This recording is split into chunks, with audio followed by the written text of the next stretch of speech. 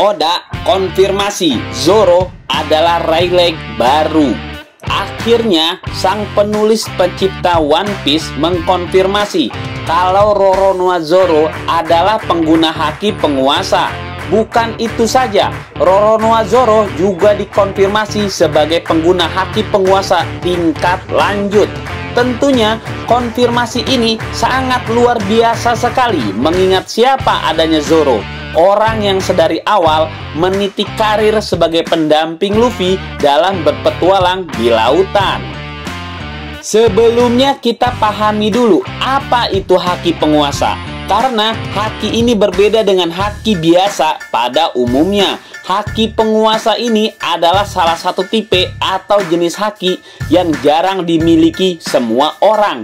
Tidak semua orang bisa mendapatkan kemampuan ini. Walau dia orang yang selalu berlatih giat sekalipun, hanya orang-orang tertentu saja yang mampu memiliki atau menggunakan haki jenis ini.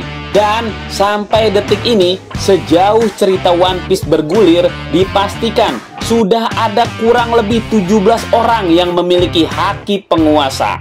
Dari ke-17 orang itu, salah satunya adalah Zoro, di mana dia adalah salah satu dari kelompok topi jerami. Maka dengan begini, kekuatan kelompok bajak laut topi jerami sudah semakin kuat saja. Sebenarnya bukan baru sekarang saja, dari sejak awal-awal dulu, fans sudah yakin kalau suatu saat kelak Zoro akan menjadi bagian dari pemilik kekuatan ini. Banyak orang yang memprediksi sejak lama Zoro pada akhirnya pasti memiliki kekuatan haki penguasa. Karena dilihat dari semakin jauhnya petualangan dan semakin beratnya musuh yang harus dihadapi, tidak mungkin hanya Luffy saja yang memiliki kemampuan itu. Sebenarnya peningkatan yang didapat Zoro ini memang sangat pantas didapatkan. Memiliki haki penguasa akan membuat kelompok topi jerami semakin kuat dan mampu bersaing dengan kelompok bajak laut lainnya. Hal lainnya pun dikarenakan sebenarnya Zoro diyakini hampir sama atau tidak kalah kuat dibandingkan Luffy. Jika melulu mengandalkan Luffy dalam setiap pertarungan, maka cerita tidak akan bergulir seru. Oda Sensei sebagai penulis akhirnya menggoreskan jalan hidup Zoro di peningkatan kesaktiannya. Para fans kembali mendapatkan konfirmasi bahwa Zoro memiliki haki penguasa. Bahkan tidak sampai di sini saja, haki penguasa yang dimiliki Zoro ternyata terus berkembang hingga dia pun menguasai haki penguasa tingkat lanjut.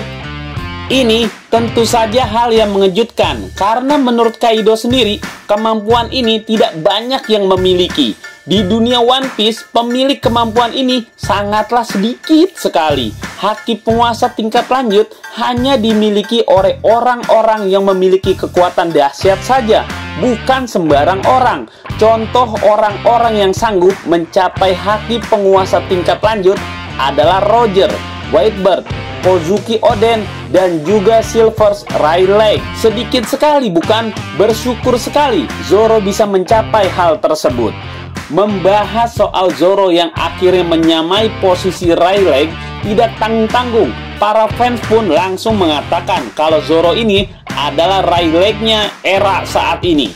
Masa lalu mungkin ada Kozuki Oden dan Roger. Lalu yang baru terlewati adalah masanya Whitebird dan Rayleigh. Tapi saat ini masanya Zoro dari generasi terburuk.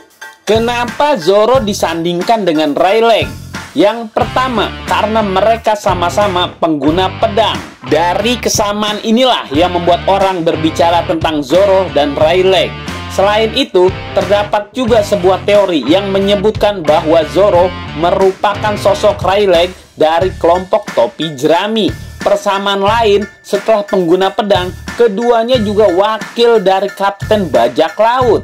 Persamaan selanjutnya, keduanya bukan pengguna buah iblis. Jadi, tiga hal yang membuat Zoro dan Rayleigh disama-samakan adalah kesamaan posisi keduanya sebagai wakil kapten, kesamaan keduanya yang sama-sama seorang ahli pedang, bukan juga pengguna buah iblis.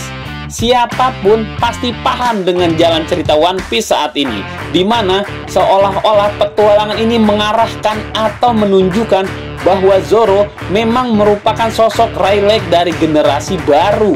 Coba saja perhatikan bagaimana Zoro diposisikan bertarung menghadapi komandan Yonko pertama terkuat, yaitu King.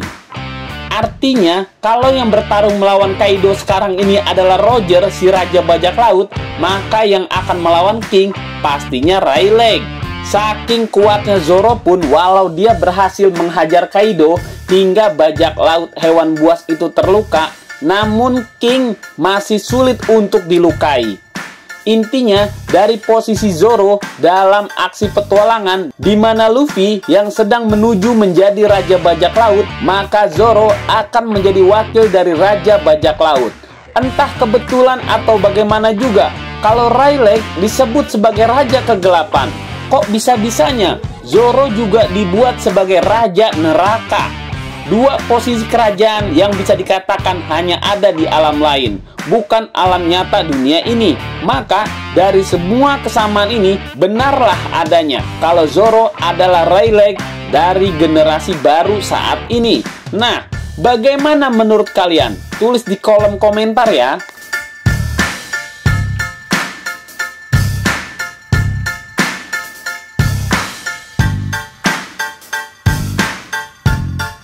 Nah, itulah diskusi kita. Tulis di kolom komentar apa yang kamu pikirkan agar kita bisa mendiskusikannya lagi. Yang belum subscribe, jangan lupa subscribe dan aktifkan lonceng agar channel ini terus terbangun dan kamu menjadi yang pertama mendapatkan pemberitahuan video untuk diskusi-diskusi kita yang lebih seru lagi.